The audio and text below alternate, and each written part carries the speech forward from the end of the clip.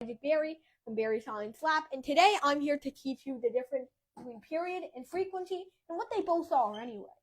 So, and by the way, if you think I've stooped down from my original level, this is aimed towards like 5th to 9th graders.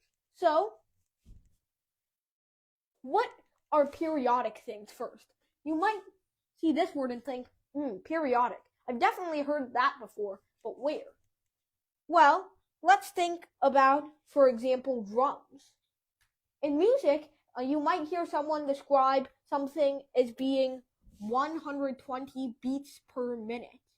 So, what does that mean? Well, isn't a minute 60 seconds? Wouldn't that mean that if we have 120 beats in 60 seconds, then that's 2 beats every second?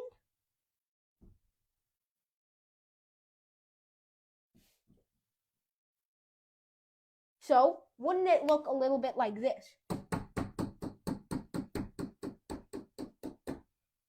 So, that is periodic. As in, there is an equal interval of time between every beat. Now, what is that interval of time?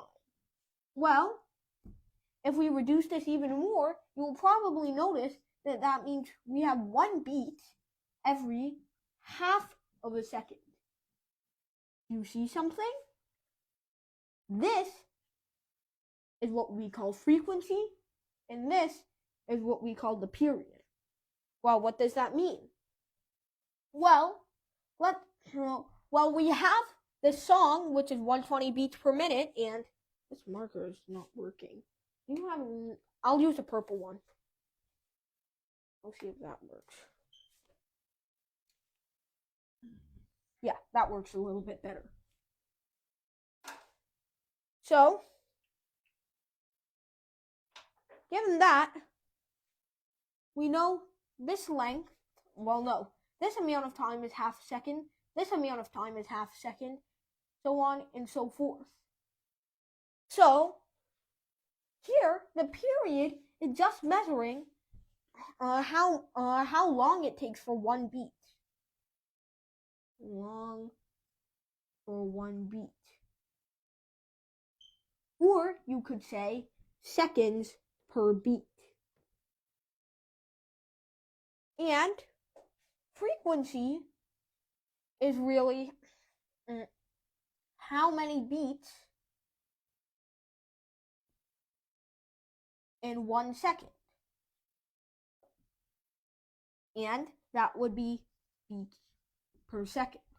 I think you see a pattern here. You see it? Yes, frequency is 1 divided by time and the reverse.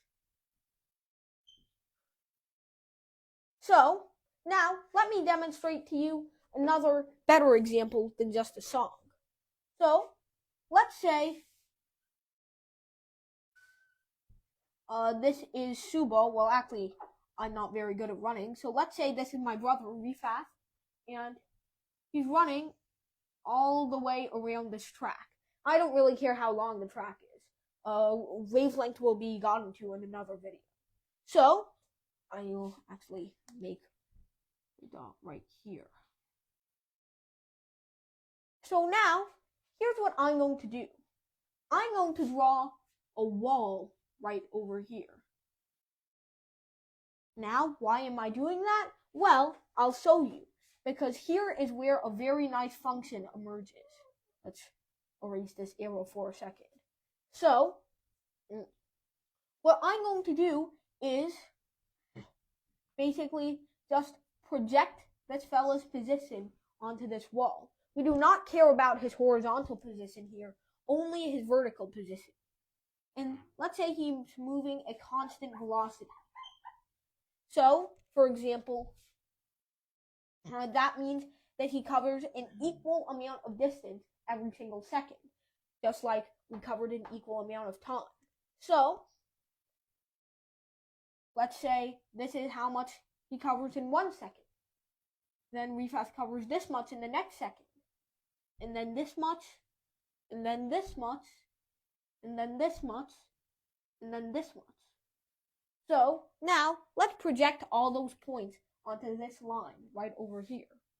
So this is 1 second, 2 seconds, 3 seconds, 4 seconds, 5 seconds, 6 seconds.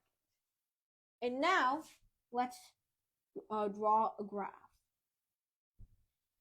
0, 1, 2, 3, 4, 5, 6. I'm sure one of you two sees where I'm going here. Wow, okay. I really expected more from you, Rifaf. So, let's draw this right here. Oh, I should have made the y-axis a little bit higher, shouldn't I have? Yeah. No, the x-axis, not the y-axis, sorry. Made a few dumb decisions. So, let's project this point right onto this line. And now let's redraw this because I'm not Picasso. 1, 2, 3, 4, 5, 6. Oh, I sing very good. Okay, so now let's project this point onto the line as well. And then this point. And then this point. And then this point. And then this point. And then the final. So now, let's put all these points in their corresponding places. 1, 2, 3, 4. That forces to be a center. 5. Wow. And 6. And now, we get the first quarter of a sine curve. That forces it to be sine curve. Yep. So now, we can draw the rest of it. It actually goes off screen because I've messed with the scale a little bit here. But that is where the sine wave comes from. And that's why we like using this sine wave to for a periodic motion. You might be saying, why don't we use this? There's actually a name for this. I think it's called the Sharp wave. Or why don't we use this? A square wave. Or why don't we use this? Well, this is the answer. This is actually a real graph. Don't laugh, Rifaf. Oh, geez. We're just getting booty again. So, now,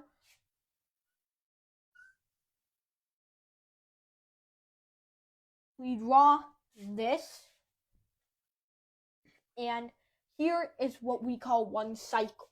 So, here, as you can see, we just made it to the top. But, what does this point correspond to on the track? What's your answer? Well, actually, no. He already knows. So, what's your answer? The top of the track? No, like, let's label these. A, B, C. Which one do you pick? B. What? B. C. Yeah, it's C. Yeah, C. Why would it be B? We already said B corresponds to this point. Are you not paying attention, you Dumbo? And now, as we go back down, we don't return to the starting point, A. We instead go all the way to C. And if we shrink this graph a little bit to show the overall scheme of things, this would be A, this would be B, and this would be C. And now let me show you something. Let's label this D. Then, if you think about it, can I erase this? Alright. So, let's draw a mini circle here. So, this is A, this is B, this is C, and this is D. So now, this corresponds back to D, and this goes back to A to start the whole cycle again. So, to start the whole cycle again. That's why we call this one cycle. You can almost think of it like a lap of sorts. So, the period is just how much time it takes for one lap. But the frequency is a little bit harder to imagine in this case. Well, You saw how we went 1, 2, 3, 4, 5, 6, and then we finished 1/4 of the whole track, right? Okay. Yes. No answer from Dumbo over here, but yes. Yes. Disappointingly fast. So that means it would take 24 seconds in total, right? Are you with me? All right. So what does that mean? Well, that means that if I travel at that same constant speed, how much of the track will I cover in 1 second? How much of the track is this? 124. Congratulations, you finally got something right for the first time. Yes, 1/24. So 1/24. 1/24 second, actually. Yeah, I know. 1/24 of the track per second. But I mean, the track isn't really a unit. So we can say 1 cycle over 24 seconds. So we have 1/24, 1/second, and we actually have a kind of special name for this called the hertz. So the frequency is 1/24 hertz. So that's the relation between frequency and period. Thank you everybody for watching, and we'll see you in the next one. If your professor put 12 seconds, can you? What? Oh, 24. Can you find the Alright. So can you find the period for this one? Let's see. Let's find the period. Didn't I just say it was 24 seconds? Alright. So period is time over cycle. Yeah.